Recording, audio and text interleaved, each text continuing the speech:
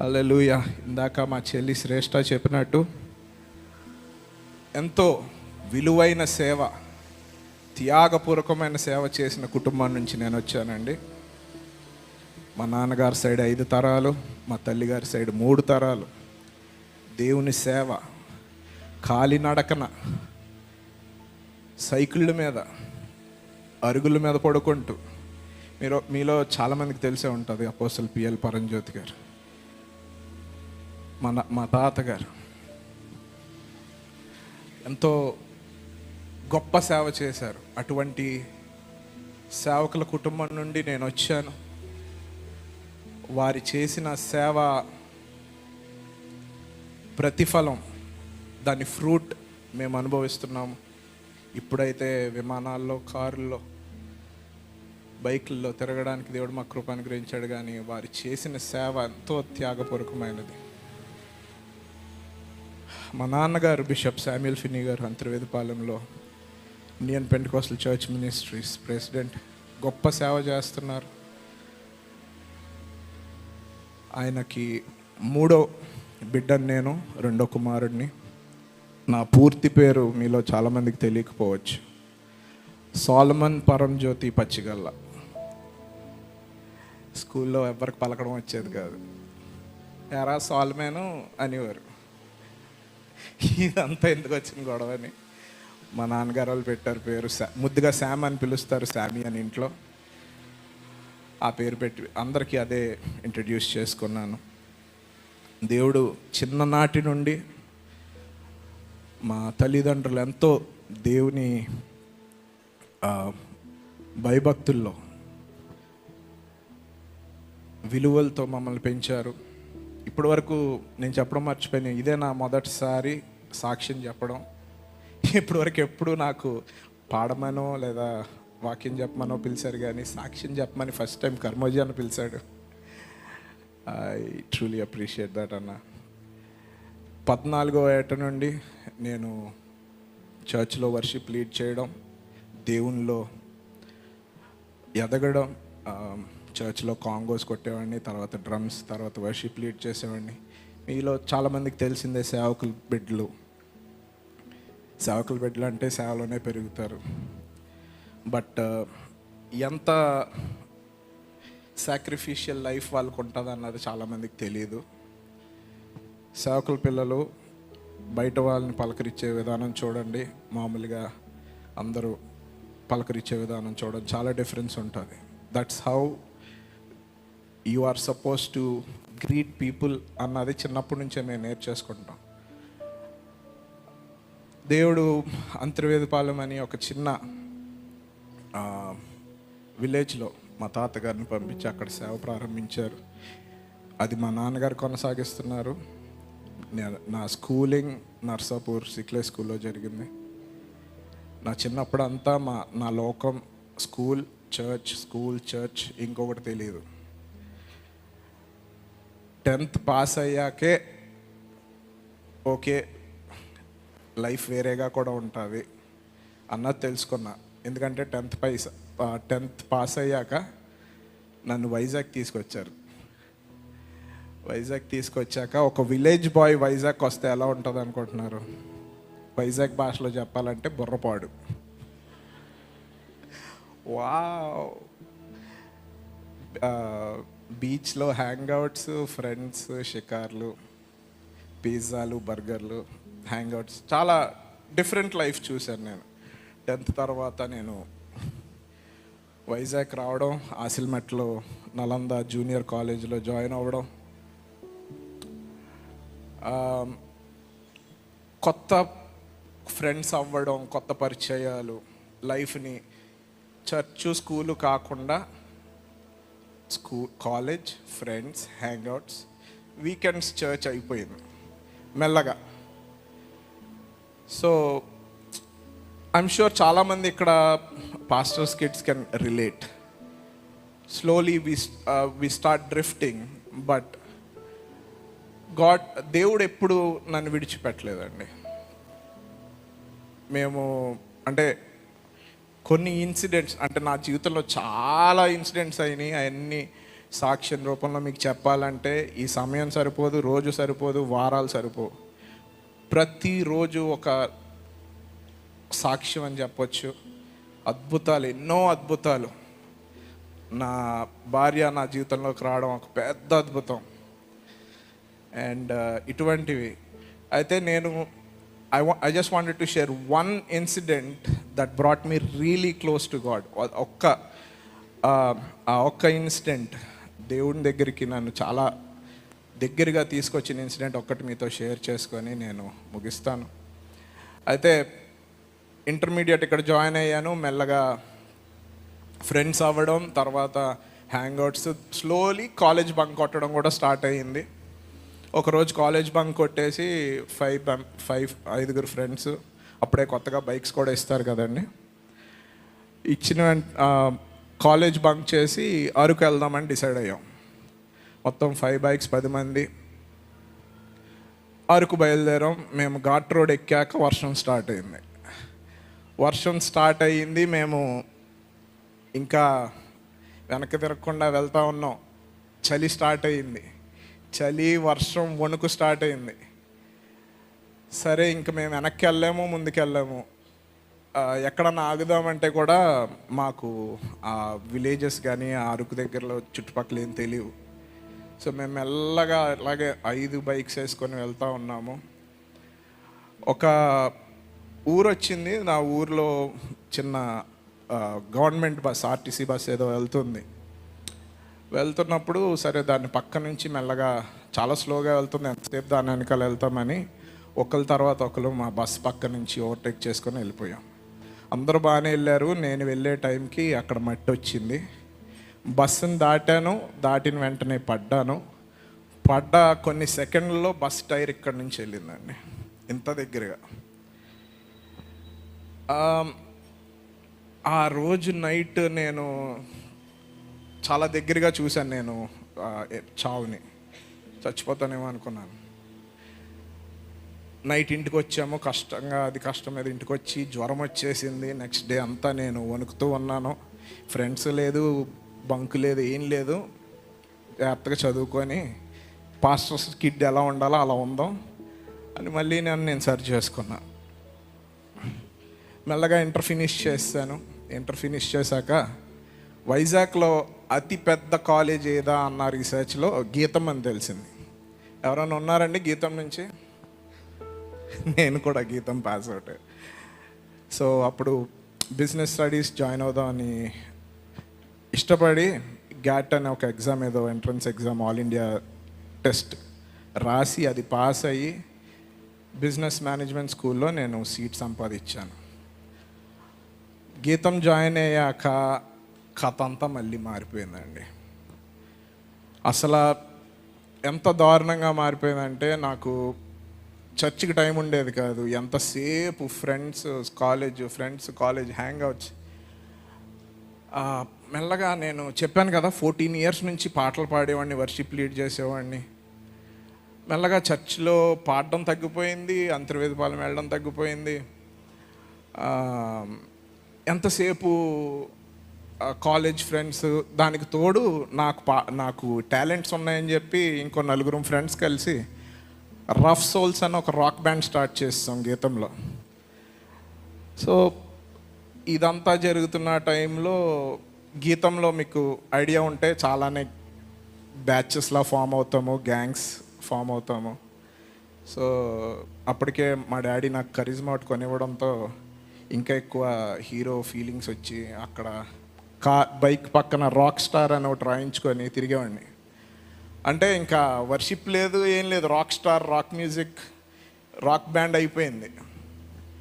మెల్లమెల్లగా మా బ్యాచ్లకి, సీనియర్ బ్యాచ్లకి గొడవలు స్టార్ట్ అయినాయి. చాలా సిల్లీ గొడవలు. దాంట్లో నేను చేసేది ఏం లేదు, నేను వెళ్ళి కొట్టేవాడిని కూడా కాదు.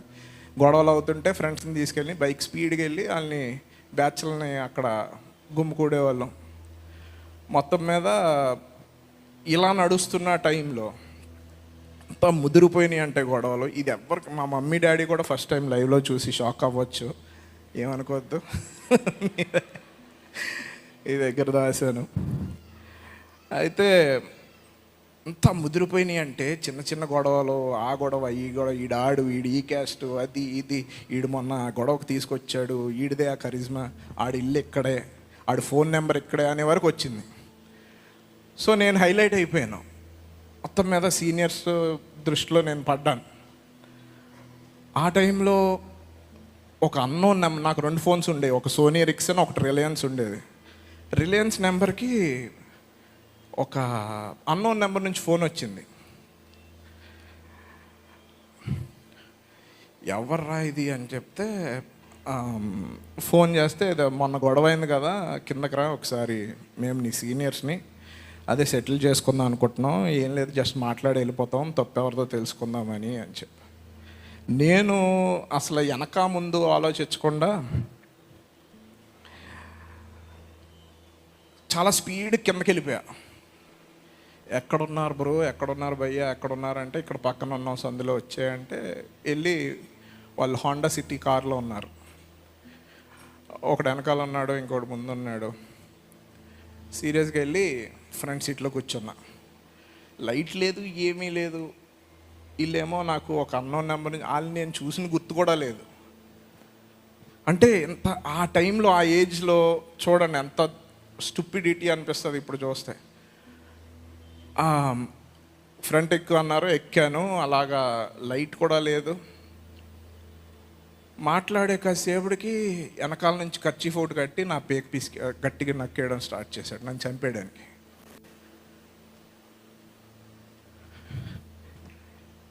షాక్ అయిపోయా. మెల్లగా స్టాప్, నాకు సైట్ కూడా డార్క్ అయిపోవడం స్టార్ట్ అయింది. కర్చీఫ్ తోటి ఒక టవల్ లాగా ఉంది, గట్టిగా వెనక నుంచి ఒకటి గట్టిగా పేక నొక్కేస్తున్నా, పేక పిసికేసి గట్టిగా పట్టుకుంటున్నాడు. I started losing sight. I stopped hearing anything. I was only shouting, అరుస్తూ ఉన్నాను. మీరు నమ్మరండి, ఎవడో లేని సందులో ఓ పెద్ద లారీ ఒకేసారి లైట్లు ఆన్ చేసుకొని వచ్చింది. పెద్ద లారీ. అప్పుడు అక్కడ కన్స్ట్రక్షన్ అవ్వట్లేదు, ఇసుక ఏమీ దించక్కర్లేదు. అక్కడ సిబిఎం కాంపౌండ్లో కిందకి సందు ఉంటే అక్కడ you can see that. Collector office ముందు లేన్. ఇప్పుడైతే బిల్డింగ్స్ వచ్చినాయి. నిన్న మా వైఫ్కి తీసుకెళ్ళి కూడా చూపించాను ఆ లేన్. ఆ లైట్స్ రాగానే వీళ్ళు సడన్గా వాళ్ళకి ఫ్రంట్ ఉన్న లారీ వాళ్ళకి నన్ను మర్డర్ అటెంప్ట్ చేస్తున్నారు, అది తెలిసిపోద్దని చెప్పి టక్కుమని నా కాళ్ళు అప్పటికే ఇలాగ అద్దం వైపు కొడతా ఉన్నాను పైకి. వెంటనే నన్ను వదిలేసి నన్ను ముందుకు తోసేశాడు. తోసేగానే I was gaining my senses back. మళ్ళీ కాన్షియస్నెస్ వచ్చింది. డోర్ తీసుకొని ఇంకా వెంటనే నేను పరిగెట్టడం స్టార్ట్ చేశాను. మళ్ళీ నా టీషర్ట్ పట్టుకున్నాడు. క్రాస్ ఫైర్ అని ఉంటుంది, ఆ రెడ్ టీషర్ట్ చినిగిపోయింది వెనకాల. ఇక్కడ గీతలు, నా మెడ మీద మొత్తం మచ్చ.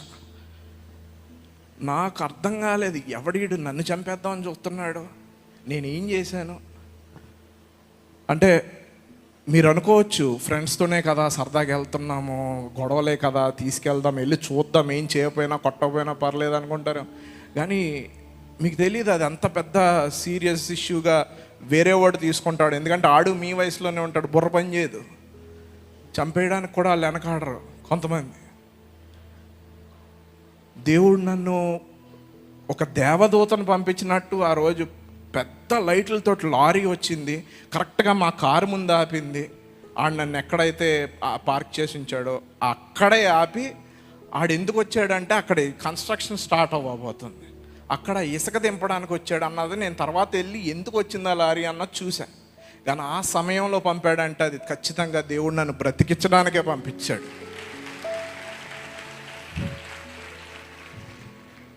నాకు నెక్స్ట్ 2 days వాయిస్ రాలే. పోలీస్ స్టేషన్కి వెళ్ళి ఎఫ్ఐఆర్ రాసాం. ఓన్లీ మా అన్నకి తమ్ముడికి తెలిసింది, వాళ్ళు కూడా మర్చిపోయి ఉంటారు. ఎందుకంటే 15 ఏళ్ళ క్రితం జరిగిందండి ఇది. ఇప్పటివరకు ఎక్కడా చెప్పలేదు, మీ ముందే చెప్తున్నాను ఫస్ట్ టైం. 2 days నాకు వాయిస్ రావట్లేదు వాయిస్ అని మాట్లాడుతున్నాను. పిచ్చెక్కిపోయింది అసలు. ఇదేంటి ఎంత బాగా పాడతాను నేను, గొప్పగా దేవుని సేవ చేసేస్తానన్నారు మా మమ్మీ డాడీ, దేవుడికి ప్రతిష్ఠించాను మిమ్మల్ని అందరినీ అని చెప్పేవారు. నేనేమో ఇక్కడ I almost lost my voice. నాకేం అర్థం కాలే. ప్రార్థన చేసుకుంటా ఏడుస్తూ ఉండేవాడిని. కాలేజ్కి వెళ్ళలేదు నెక్స్ట్ టైం. ఫ్రెండ్స్ ఎవరిని కలిసేవాడిని కాదు. చాలా భయంకరమైన, అంటే ఎవడో మిమ్మల్ని గొడవల్లో మిమ్మల్ని చూసి అంటే చాలా సిల్లీగా అనిపించవచ్చు, కానీ ఇది నాకు ఇప్పుడు ఈ రోజుకి నాకు ఆన్సర్ లేదండి ఎందుకు అది జరిగిందని. నా పేకంతా ఇక్కడ రెడ్ మార్క్. కొన్ని రోజులు పోలేదు. మా మమ్మీ వాళ్ళతో మాట్లాడేవాడిని కాదు, కాలేజ్లో బిజీగా ఉన్నానని చెప్పేవాడిని. అలా నేను మంచం మీద పడుకొని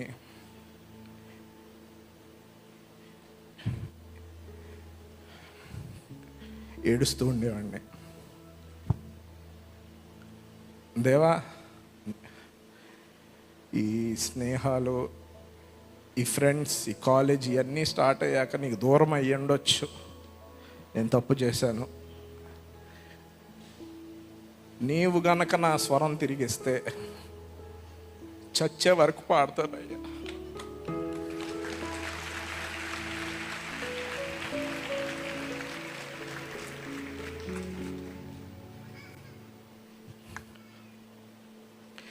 ఎంత ప్రార్థన చేసినా వాయిస్ వచ్చేది కాదు.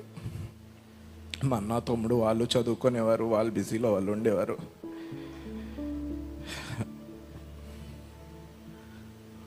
ఆల్మోస్ట్ వారం రోజుల తర్వాత ఐ స్లోలీ స్టార్టెడ్ టాకింగ్. అప్పటికీ తెలియదు నన్ను ఎవడు చంపుదాం అనుకున్నాడో, నన్ను ఎందుకు కాల్ చేశాడో. నాకు ఫోన్ చేసిన నెంబర్ తిరిగి చేస్తుంటే నెంబర్ కలవట్లేదు. దేవా, నువ్వు కనుక నా వాయిస్ తిరిగిస్తే చచ్చే వరకు పాడతానయ్యా. నీవిచ్చిన తలంతు నీ కొరకే వాడతానయ్యా. మా తాతలు ఎంత పెద్ద సేవ చేశారు నాకు తెలియదు, కానీ అంతకు మించి నేను చేయడానికి రెడీ తండ్రి అన్నప్పుడు దేవుడు అయినా ఇప్పుడే నా వాయిస్ ప్రార్థన చేస్తూనే ఉన్నా. అప్పుడు ఆర్కుట్ అని ఒక సోషల్ మీడియా ఉండేది, మీ అందరికి తెలుసో లేదో నాకు తెలీదు. వెంటనే నా స్నేహితుడు జోనా అని నర్సాపురంలో ఉండేవాడు, గిటార్ ప్లే చేయడానికి మా మీటింగ్స్కి వచ్చేవాడు. జోనా, నీకు న్యూ అండ్ సాఫ్ట్వేర్ టచ్ ఉందన్నావు కదా, మ్యూజిక్ చేద్దాము, నాకు పాటలు చేయాలని ఉంది, మా మమ్మీ రాసిన పాటలు కొన్ని ఉన్నాయి, call me, tell me when I will come, we will do a music album అని పెట్టాను. 2008 అది. 2008 అరౌండ్ అక్టోబర్. వెంటనే జోనా కాల్స్ చేస్తాడు నాకు. కాల్స్ చేస్తాడు. నేను రిజెక్ట్ చేశాను, మాట్లాడే పరిస్థితిలో లేను. ఆర్కుట్లోనే మళ్ళీ I will call you back అని స్క్రాప్ పెడితే, అన్న నా దగ్గర మంచి ట్యూన్స్ ఉన్నాయి, మంచి ఇది ఉంది, మంచి సాంగ్స్ ఉన్నాయి అంటే, లేదు జోనా, మమ్మీ కొన్ని రాశారు, నువ్వు ట్యూన్స్ చేస్తే చాలు అని చెప్పి, దేవా నువ్వు కనుక నాకు తిరిగి వాయిస్ ఇస్తే సీడీ చేస్తానయ్యా, దాని తర్వాత తీసేసుకో వాయిస్. సీడీలో అయితే ఎప్పటికి ఉండిపోద్ది కదండి, ప్లే చేసుకోవచ్చు రిపీట్లో. దేవుడు నా ప్రార్థన వాళ్ళకి ఇచ్చాడండి, తిరిగి నా స్వరం నాకు ఇచ్చాడు. ఇచ్చిన వెంటనే నేను మొదట చేసిన పని నర్స్పూర్ వెళ్ళిపోయా. ఈ పాట మమ్మీ ఇచ్చారు, అన్నీ నేనే పాడేస్తాను అన్న. అన్నీ మీరెందుకన్నా, మంచి సింగర్స్ కూడా ఉన్నారు, పాడదాము చేద్దామన్న. ఈలోపు మమ్మీ డాడీకి డౌట్ వచ్చింది, ఈడేంటి 20 సంవత్సరాలకు సీడీ చేస్తాను అంటున్నాడు, నీకు అంత అవసరం ఏమొచ్చింది అన్నారు. వాళ్ళకి చెప్పలేను, ఇలా నన్ను ఒకటి చంపడానికి ట్రై చేశాడు, పీసుకేసాడు, నా వాయిస్ పోయింది, చచ్చిపోబోయాను, ఇవన్నీ నేను చెప్పలేను. నా తోలు తీసేస్తారు ఆడు ఎలా చేసినా.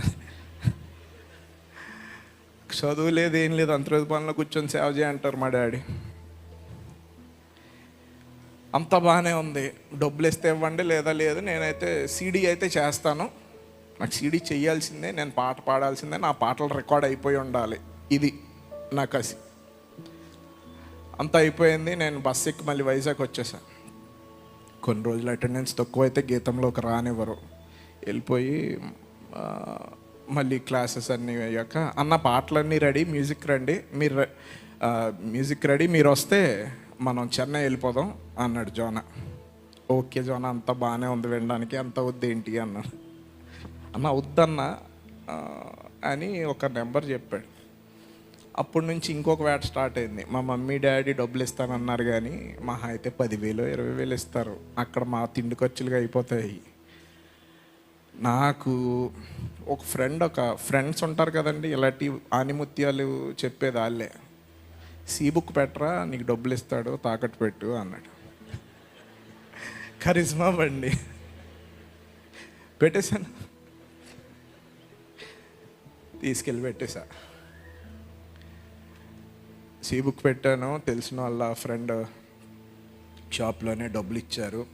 కరిజ్మా వేసుకొని అంతర్వేదపాలెం వెళ్ళి మమ్మీ వాళ్ళ దగ్గర కూడా వాళ్ళు ఎంతో కొంత డబ్బులు ఇచ్చారు, అవి తీసుకున్నాం. జోనా శామ్యూల్ చాలా బలంగా దేవునిలో వాడబడుతున్నాడు, మీకు చాలామందికి తెలిసే ఉంటుంది. ఇంచుమించు ఇద్దరం ఒకటే ఏజ్, ఇద్దరం డిగ్రీలోనే ఉన్నాం అప్పుడు. అన్న మనం songs ready, tracks ready, Chennai వెళ్ళిపోదాం అంటాడు.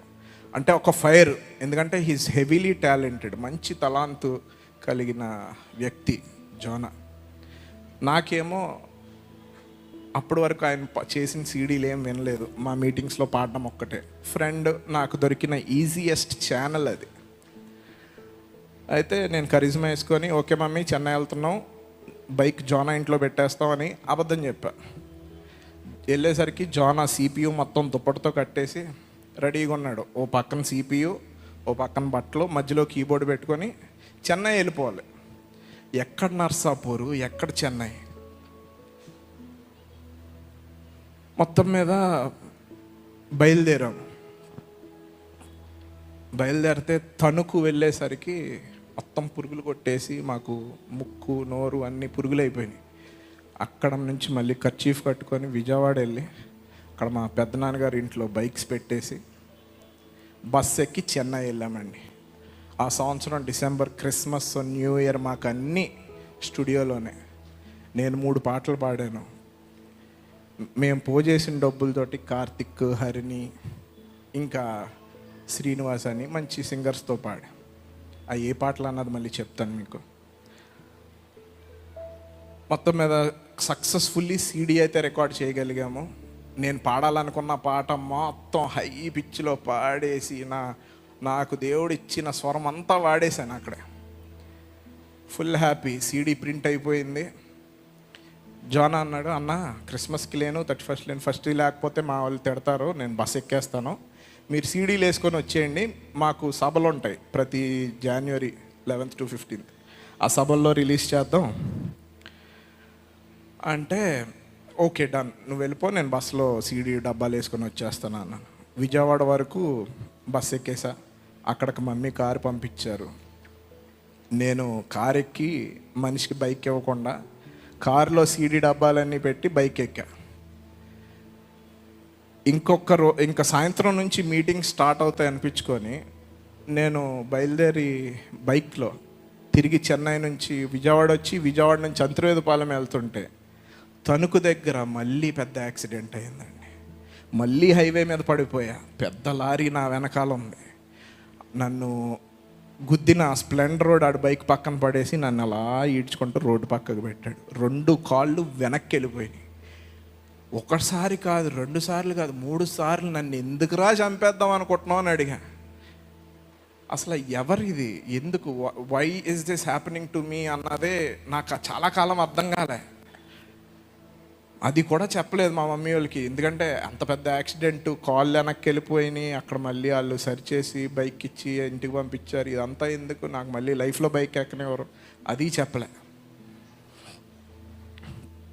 మొత్తం మీద ఇంటికి చేరామండి. సీడీ బాక్సులు, సీడీ, నేను కుంటుతూ ఇంటికి చేరాం. ఆ మీటింగ్లో రెండో రోజు స్తుతి నైవేద్యం అని ఒక ఆల్బమ్ రిలీజ్ చేయడానికి దేవుడు కృప చూపించాడు.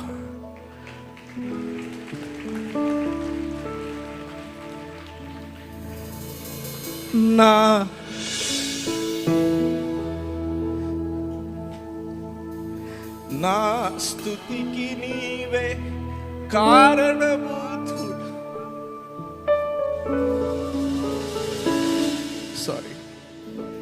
నా స్తుతికి నీవే కారణభూతుడవు.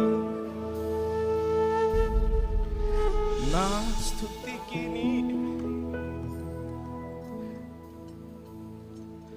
స్తుతి నైవేద్యం అందుకో.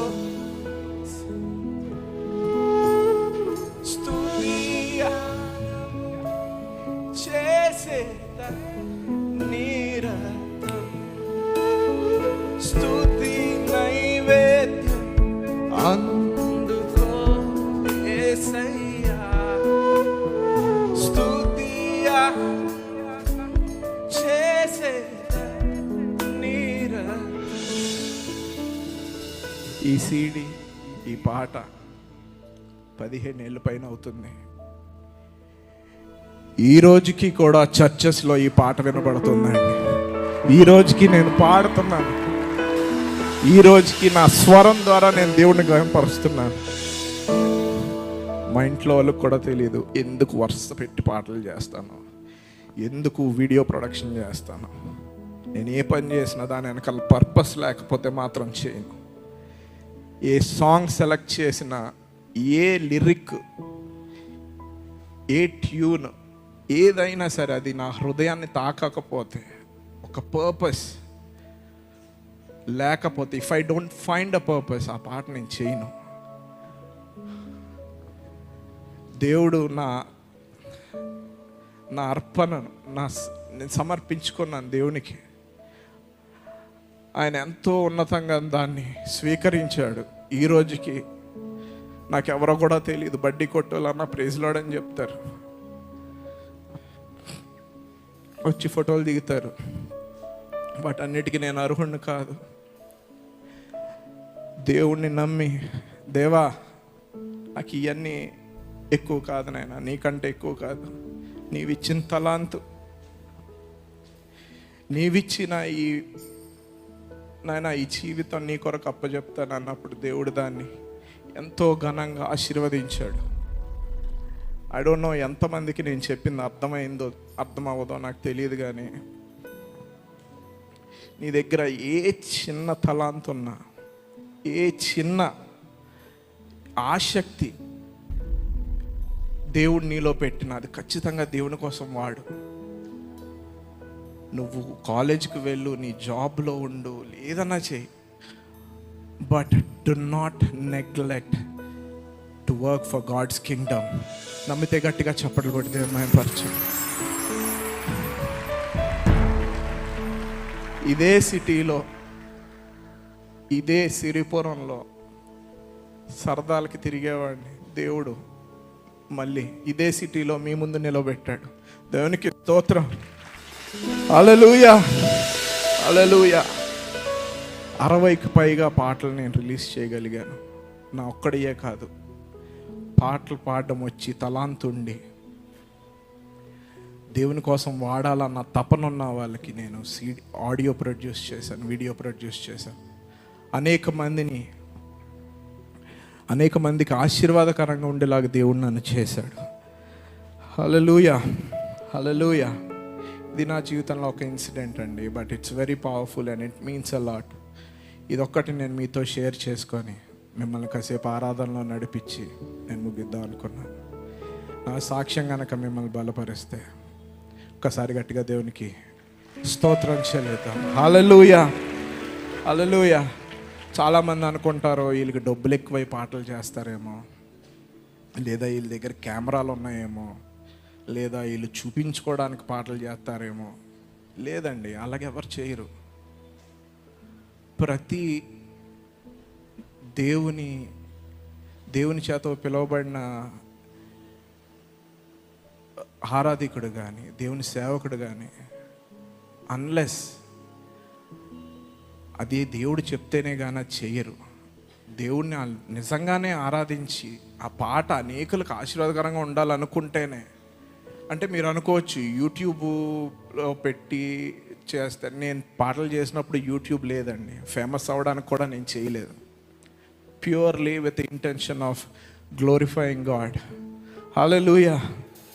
మీరు ఎవరైనా కూడా ఇక్కడ ఉన్న వాళ్ళందరూ యూతే ఒక పాజిటివ్ ఇంపాక్ట్ మీరు క్రియేట్ చేయాలి. ఎవరన్నా ట్రోలింగ్స్ కానీ నెగిటివ్ కమెంట్స్ కానీ పాటలు చేస్తున్న వాళ్ళ మీద, ఏంటి ఇంత మేకప్ అవసరమా, ఇంత ఈ డ్రెస్ అవసరమా, ఈ షోకి అవసరమా అంటే, మనందరం దేవుని బిడ్డలండి. దేవుడు మనం పేదోళ్ళుగా ఎక్కడ ఉండమన్నాడు?